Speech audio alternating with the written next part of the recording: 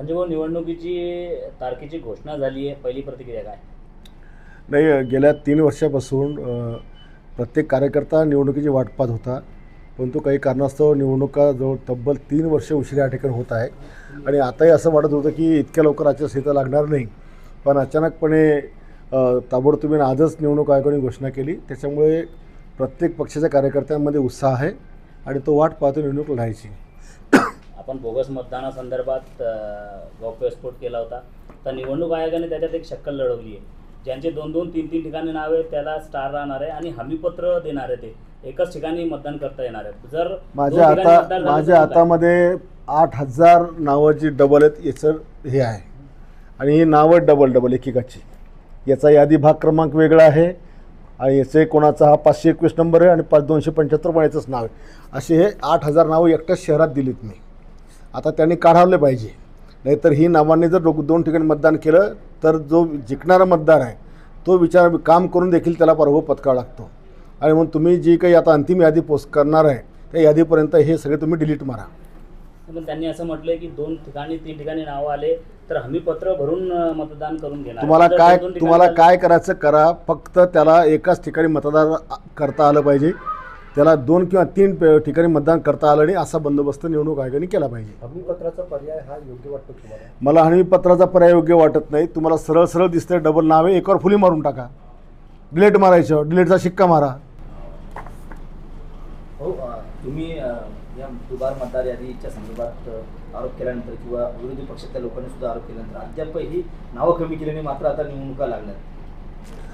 तेच नाही आता की निवडणुका आज जाहीर झाल्या. आम्हाला अपेक्षित होतं की 14-15 तारखेपर्यंत ही नावं काढली जातील आणि मग निवडणुका घोषित होतील. परंतु ही नावं न काढताच आता त्यांनी घोषणा केली आणि या 2-3 दिवसामध्ये आता कशी यादी अंतिम यादी एवढी नावं एकट्याच शहरात माझ्या 8,000 नावं आहे. ते प्रूफ आहे.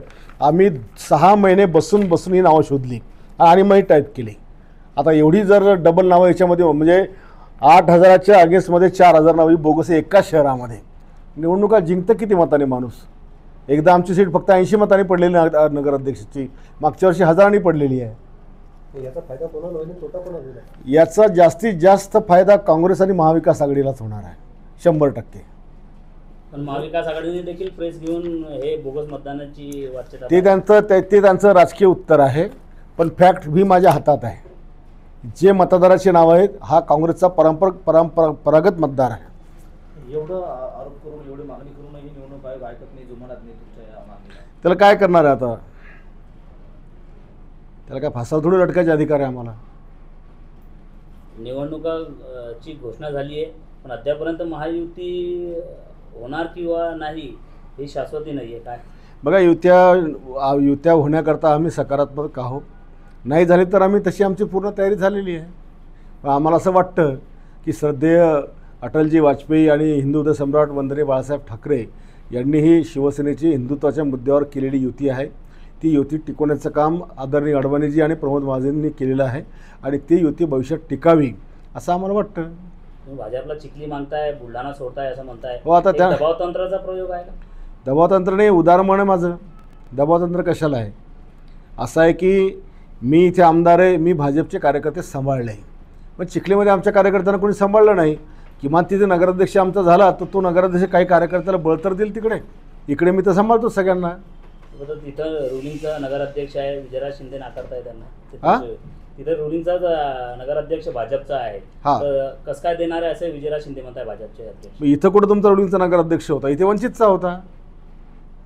1993 नंतर कधी भाजपचा नगराध्यक्ष झाला का बुलढाण्यामध्ये आजपर्यंत?